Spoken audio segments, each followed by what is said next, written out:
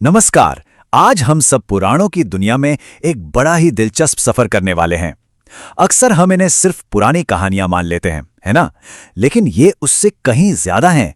ये तो ज्ञान का एक ऐसा सागर है जिसमें न जाने कितने रहस्य छुपे हैं। तो चलिए इसमें जरा गहराई से उतरते हैं और देखते हैं कि हमारे हाथ क्या लगता है। अब ये एक सवाल है जो हमें थोड़ा रुककर सोचने पर मजबूर करता है। देखिए, जैसे ही कोई पौराणिक कथा या माइथोलॉजी कहता है, हमारे दिमाग में क्या आता है? अक्सर बस कल्पना की उड़ान। सही कहा ना? पर क्या ये लेबल इन ग्रंथों की गहराई के साथ सच में न्याय करता है? आज हम इसी सोच को थोड़ा कुरेदने वाले हैं। तो पुराणों की इस गुत्थी को सुलझाने के लिए हम एक काम करते हैं। हम 3 अलग-अलग चश्मे लगाकर इन्हें देखेंगे। पहला चश्मा हमें दिखाएगा कि ये आध्यात्मिक सत्य कैसे हैं। दूसरा चश्मा हमें बताएगा कि इनमें रोजमर्रा की जिंदगी का कितना ज्ञान भरा पड़ा है। और तीसरा चश्मा इन्हें एक आदर्श समाज के नक्शे की तरह पेश करेगा। तो तैयार हैं? चलिए पहले चश्मे से शुरुआत करते हैं। तो ठीक है, हम आ गए हैं अपने पहले दृष्टिकोण की गहराइयों में, आध्यात्मिक सत्य। अब इस नजरिए से देखें तो पुराण सिर्फ कहानियां नहीं रह जाते, ये गहरा जिया हुआ यथार्थ बन जाते हैं। एक ऐसी सच्चाई जिसमें किसी की भी जिंदगी को पूरी तरह से बदलने की ताकत है। कैलासाज हिंदुइज्म नाउ के एक लेख से ये जो लाइन आप देख रहे हैं, ये बहुत दमदार है। ये कहती है कि पुराण सब्जेक्टिव ट्रूथ हैं, यानी व्यक्तिपरक सत्य। ये लाइन सीधे सीधे मिथक या माइथोलॉजी वाली धारणा पर एक बड़ा सवाल खड़ा कर देती है और हमें सोचने पर मजबूर करती है कि शायद हम कुछ गलत समझ रहे थे। तो ये सब्जेक्टिव ट्रूथ या व्यक्तिपरक सत्य आखिर है क्या भला? स्रोत के मुताबिक ये वो हकीकत है जिसे जब कोई अपनी जिंदगी में उतार लेता है तो वो उसके लिए एब्सोल्यूट ट्रूथ यानी परम सत्य बन जाती है। ये एक ऐसी याद की तरह है जो आपको पंख देती है, ना कि जंजीलों में बांधती है। मतलब ये आपको भ्रम में नहीं डालती बल्कि आपको आजाद करती है। अच्छा, इस बात को थोड़ा और आसान बनाते हैं। स्रोत 2 तरह की यादों में फर्क बताता है। पहली है अपूर्णता वाली याद, मतलब वो यादें जो आपको कमजोर करती हैं, जैसे अपनी किसी पुरानी नाकामी को बार बार सोचना। और दूसरी है व्यक्तिपरक सत्य। ये वो याद है जिसे दोहराने से आपको हिम्मत मिलती है, आज़ादी महसूस होती है, जैसे कोई प्रेरणा देने वाली कहानी। पुराण इसी दूसरी कैटेगरी में आते हैं। और ये तर्क इस बात को और भी मजबूत कर देता है। जरा सोचिए इस बारे में, जिस संस्कृति ने आर्यभट्ट जैसे महान गणितज्ञ पैदा किए, जिन्होंने दुनिया को शून्य जैसा क्रांतिकारी सिद्धांत दिया, क्या वो संस्कृति सिर्फ कल्पना या कोरे भ्रम पर टिकी हो सकती है? नहीं, यकीनन उसकी नींव गहरे व्यक्तिपरक सत्यों पर ही बनी होगी। तो चलिए अब अपना चश्मा बदलते हैं और दूसरा लेंस लगाते हैं। अब हम फिलॉसफी के आसमान से उतरकर विज्ञान की ठोस जमीन पर आ रहे हैं। ये एक बिल्कुल ही अलग नजरिया है जो हमें दिखाता है कि पुराणों में असल में प्रैक्टिकल नॉलेज का कितना बड़ा खजाना छिपा हुआ है। स्क्रीन पर इस नंबर को देखिए, 170।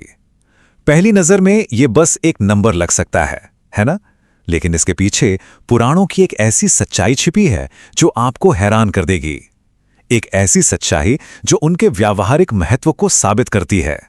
तो राज ये है कि 170 उन पौधों की संख्या है जिनकी पहचान सिर्फ 7 पुराणों में की गई है। और सिर्फ पहचान ही नहीं, बल्कि कॉस्मेटिक्स, परफ्यूम और धार्मिक अनुष्ठानों में उनका इस्तेमाल कैसे करना है, इसका पूरा पूरा ब्यौरा भी दिया गया है। ये क्या दिखाता है? ये दिखाता है कि पुराणों में वनस्पतियों के ज्ञान का यानी इथनोबॉटनी का एक विशाल और बहुत कीमती भंडार है। यहाँ कुछ ठोस उदाहरण देखिए।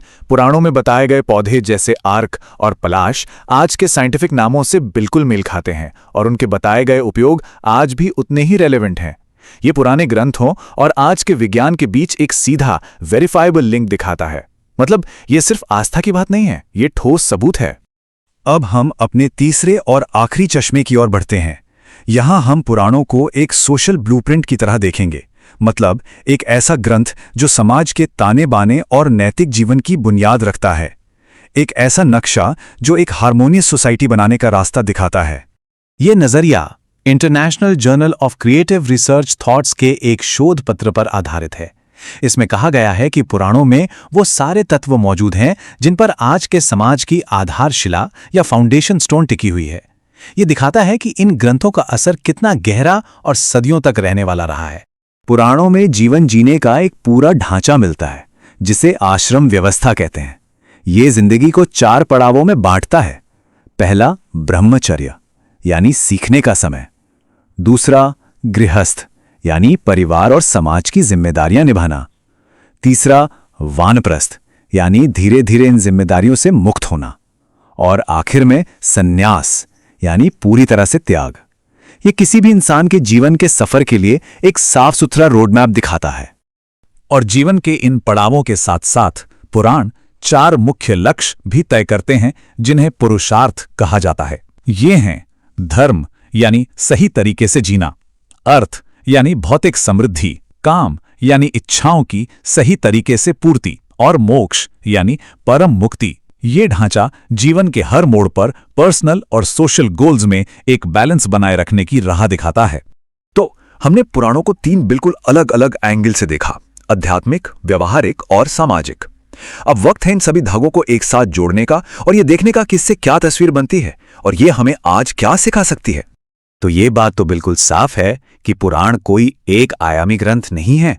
वो एक ही समय में आत्मा के लिए गाइड भी हैं, जीवन के लिए एक प्रैक्टिकल एनसाइक्लोपीडिया भी, और समाज के लिए एक मैनुअल भी। इनकी असली खूबसूरती इनकी इसी मल्टी लेयर्ड नेचर में छिपी है। तो अंत में बस ये एक सवाल कि पुराने ग्रंथ एक आईने की तरह भी हो सकते हैं और एक नक्शे की तरह भी। आईना जो हमें दिखाता है कि हम कौन हैं, और नक्शा जो बताता है कि हमें कहाँ जाना है। हम उन्हें कैसे पढ़ते हैं ये उनके बारे में जितना बताता है उतना ही हमारे बारे में भी। तो सवाल यह है कि जब आप इन ग्रंथों में झांकते हैं तो आपको क्या दिखाई देता है? इस पर विचार करना वाकई दिलचस्प होगा।